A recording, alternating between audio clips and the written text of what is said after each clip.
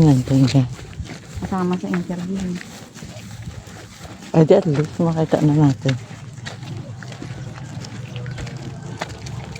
Tapos yung anak niya yata, aywan ko kung ay sa Catholic eh.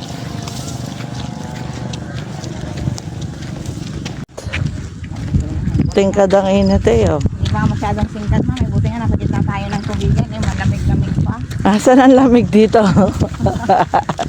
Parang pag doon ba ito? Buti nga maulap eh. Hindi na linis ang langit ay sobrang init. Tanok yata ito pa.